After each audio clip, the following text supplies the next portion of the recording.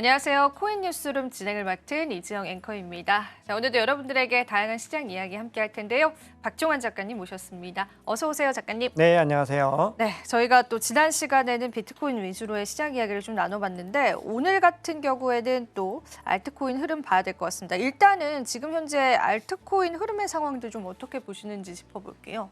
네, 요 표를 한번 보시면요. 제가 알트코인 지표 관련해가지고 흐름을 한번 좀 보려고 촬영 시점 기준으로 아침에 캡처를 한 건데요. 현재 시점에서는 대략적으로 31 정도를 가리키고 있습니다.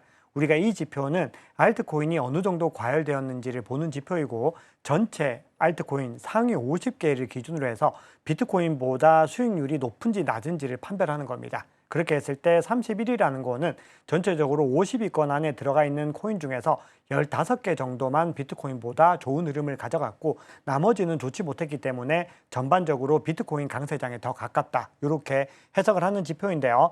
최근까지 계속해서 25 미만을 비트코인 시즌이라고 하는데 그 하단에 머물고 있었습니다. 그렇기 때문에 전체적으로 비트코인이 더 강세였다라고 볼 수 있는 거죠.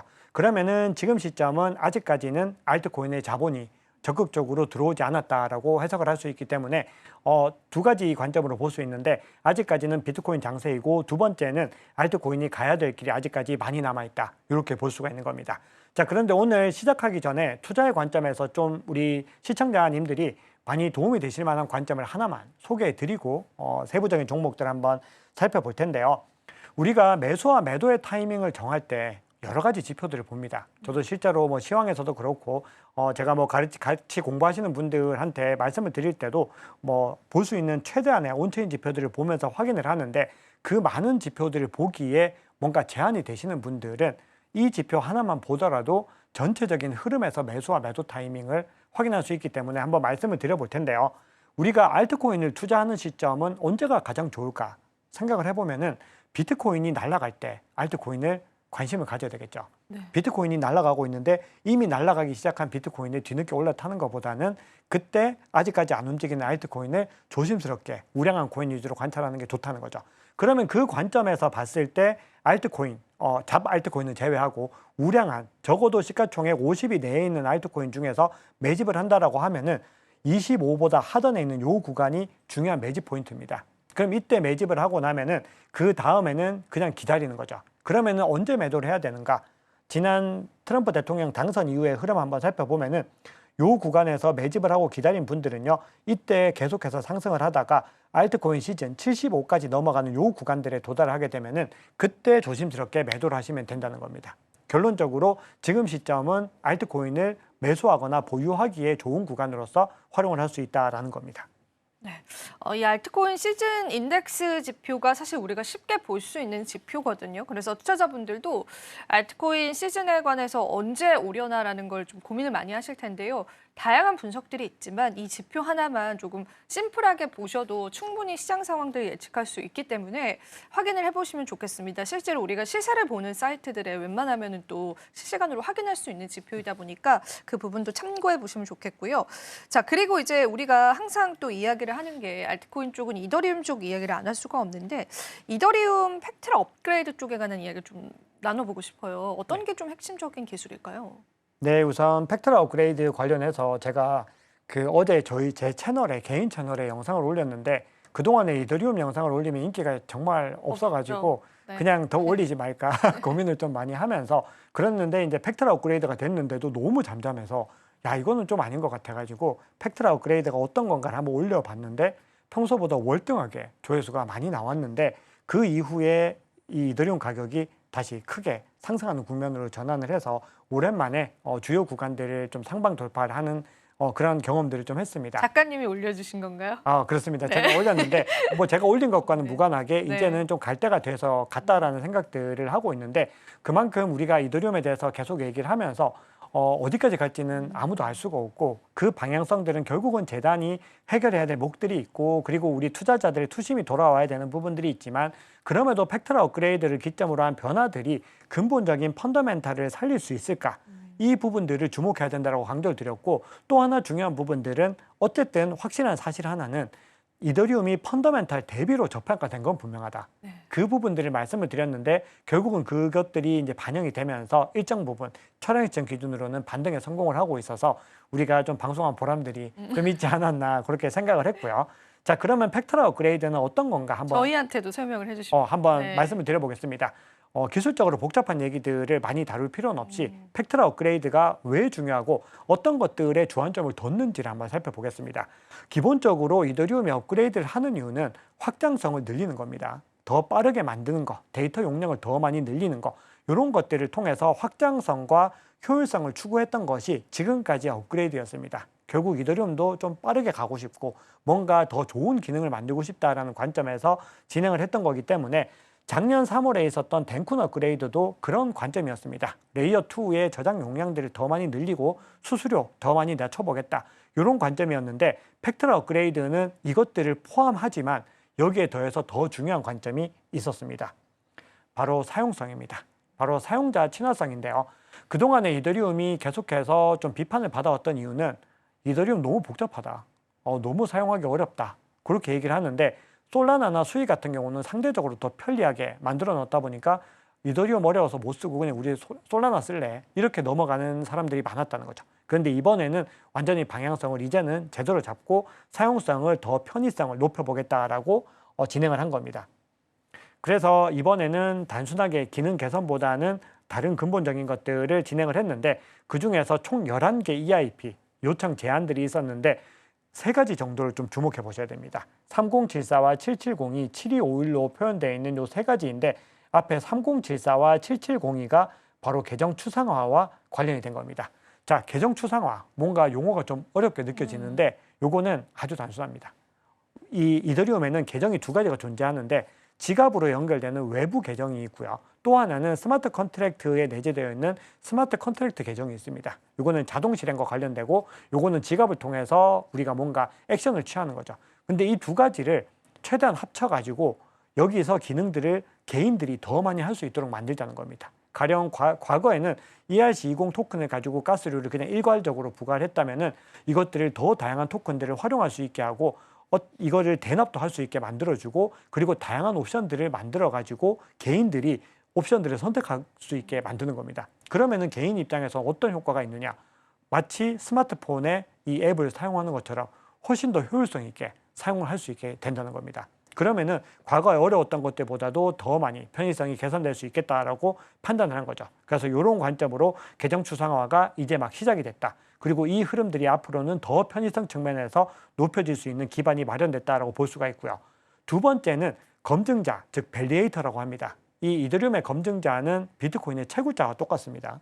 32이더 이상을 예치하고 나서 이 이더리움 네트워크를 지켜주는 역할들을 하고 있죠. 검증을 하는 역할을 하고 있는데 이 검증자들이 원래 32이더까지만 최대치로 이 스테이킹을 할 수 있고 그 외에 더 하기 위해서는 더 복합적인 복수의 노드들을 더 많이 활용해서 해야 되기 때문에 뭔가 운영에 번거로움이 많이 있었습니다. 그런데 이거를 32에서 2000개 이상으로 상향 조정을 하면서 검증자들의 편의성까지 높여준 겁니다. 물론 이렇게 되면은 뭔가 중앙화 이슈가 제기될 수 있지만 그럼에도 효율성을 일단 극도로 높였다라고 하는 부분들에서 시장에서는 긍정적인 어떤 반응을 보이고 있습니다.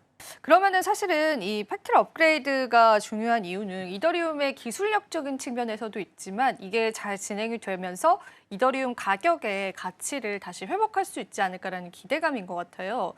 사실 그간 업그레이드를 이제 처음 진행한 건 아니잖아요. 진행했었을 때마다 가격이 그렇게 급등했다라는 느낌 못 받았었는데 이번 업그레이드는 뭔가 특별한 게 있다면 가격 상승의 요인으로 작용할 수 있을까요? 네, 우리가 이 팩토럴 업그레이드의 주안점이 뭔지를 이제 말씀을 드렸고 과거의 패턴과의 좀 차이점을 한번 살펴볼 필요가 있는데 제가 요거는 이제 장표상으로는 가져오진 못했는데 우리가 덴쿤 업그레이드가 작년 3월에 있었습니다. 그 당시의 흐름 한번 보시면은 덴쿤 업그레이드가 시작되기 한 달 반, 한 달 전부터 갑자기 이더리움 가격이 급등합니다. 순식간에 80% 이상 급등을 했다가 이더리움의 이 업그레이드, 덴쿤 업그레이드가 끝나고 나서 조정을 받는 국면들을 보였는데 지금은 약간은 좀 다른 국면이죠. 오히려 잠잠하다가 끝나고 나서 갑자기 반등하는 움직임들을 보이고 있다는 거죠. 그 얘기는 두 가지 정도의 관점으로 볼 수가 있는데 일단은 이 바이 더 루머 셀 더 뉴스 이 현상이 나오지 않았다는 게 첫 번째 중요합니다. 그리고 두 번째는 이 흐름들이 펀더멘탈을 근본적으로 상승시킬지는 지켜봐야 되지만 그럼에도 지금 현재 시점에 이더리움이 저평가된 국면들과 같이 합산이 되면서 이더리움의 이 업그레이드 효과가 나오고 있다는 부분들을 좀 중요하게 봐야 된다고 보거든요. 그래서 그 관점으로 봤을 때 차트 한번 살펴보시면은 현재 이더리움 대 비트코인 가격이 포물선을 거의 그리면서 내려가고 있습니다. 이 얘기는 어떤 의미냐? 저희가 계속 강조드렸던 그 얘기입니다. 바로 이더리움이 극도로 저평가되어 있다는 거죠. 그러면은 이 업그레이드 이슈와 이 저평가 이슈가 같이 합산이 되면서 이 시점에서 충분히 반등이 올 수 있는 어떤 여력을 만들어냈다는 거죠. 그래서 지금 아직까지는 이더리움이 근본적인 펀더멘탈 발 상승이라고 보기는 어렵지만 그럼에도 충분히 상승할 수 있는 구간에 왔기 때문에 반등이 있었다라는 부분들이 중요하게 보셔야 됩니다. 그럼 지금 이 구간에서 한번 반등을 했다면은 그 다음부터 중요하게 봐야 되는 부분들은 기본적으로 펀더멘털이 얼마나 같이 따라서 올라와 줄 수 있는지를 보셔야 되고요. 그 다음으로는 조정을 받더라도 중요한 지지 구간에서 잘 버텨낼 수 있는지 이런 부분들을 보셔야 됩니다. 그럼 이것들이 같이 합산이 됐을 때 이더리움이 폭발적인 랠리까지 못하더라도 이제는 차츰 제자리를 찾아가면서 조금씩 바닥을 높여나가는 상승의 움직임이 일어날 수도 있다는 것을 말씀을 드리고요. 여기에 덧붙여서 그러면 펀더멘탈이 어떤 정도 수준까지 와 있는가 이 부분들을 한번 살펴보시면은 이더리움의 축적 주소에서의 이 축적들이 늘어나고 있습니다. 즉 이더리움을 전통적으로 신뢰했던 사람들이 다시 이더리움을 모으고 있는 신호들이 나오고 있는 거죠. 이거는 온체인 시그널 상으로 긍정적인 시그널이다라고 볼 수가 있고요. 두 번째는 앞서 말씀드렸던 검증자들입니다. 이 검증자들이 그동안에는 계속해서 네트워크에서 이탈했는데 이 이탈 속도가 빠르게 줄어들고 있는 걸 볼 수 있습니다. 이 얘기는 이 이더리움 검증인들이 다시 계속해서 자리를 잡고 있기 때문에 이 두 가지 펀더멘탈 지표상으로 봤을 때 그리고 이 저평가 여부로 봤을 때 그리고 팩트라 업그레이드가 가고자 하는 방향성으로 봤을 때는 기본적으로 이더리움이 지금 시점부터는 그래도 힘을 내도 이상하진 않다. 이렇게 해석을 할 수가 있습니다. 근데 사실 저희가 녹화 시간 기점으로 봤을 때는 이더리움이 정말 시원하게 상승을 해줬잖아요. 오랜만에 맞습니다. 2% 넘게. 근데 투자자 입장에서는 그럼에도 손실이신 분들이 좀 있으실 것 같아요. 아마 아직은 많으실 것 같습니다. 예, 그래서 이걸로 우리가 만족하면 안 되는데 그 욕심에 앞서다 보니까 자꾸 더 오를 수 있을까요? 이런 걸 자꾸 여쭤보게 되는 것 같습니다. 저도. 근데 이제 이게 시작이었으면 좋겠다라는 생각이 들고 그리고 사실 저희가 이더리움 가격 상승에 관해서 어느 정도의 리스크들도 좀 안고 가는 것 같아요. 일단은 얼마 전에 기사를 보니까 업그레이드 후에 보안 관련해서도 우려감이 좀 제기되기도 했더라고요. 그 내용도 좀 들어볼 수 있을까요?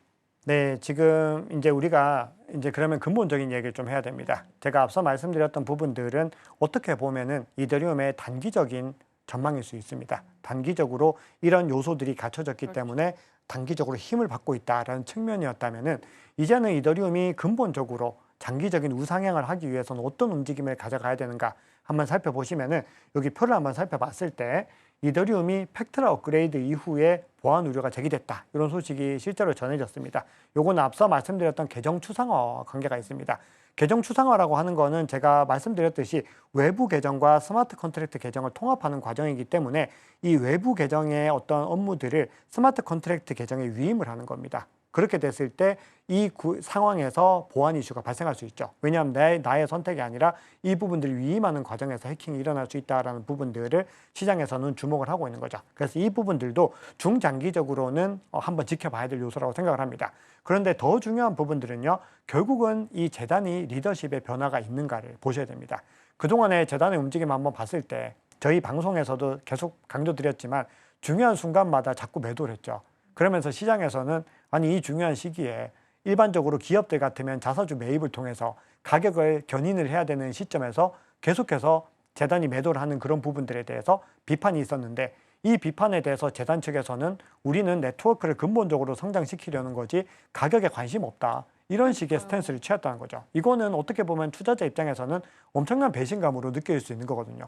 대부분의 투자는 네트워크 발전보다는 돈을 벌기 위해서 투자한다는 것이 중요하다는 거죠. 그런데 이 스탠스들이 이제는 바뀌기 시작한 겁니다. 그러면서 사용자 편의성에 대한 부분들도 신경을 쓰고 있고 뭔가 근본적인 변화들이 일어나고 있기 때문에 우리가 이 재단의 움직임들의 변화들을 한번 살펴봐야 될 필요가 있습니다.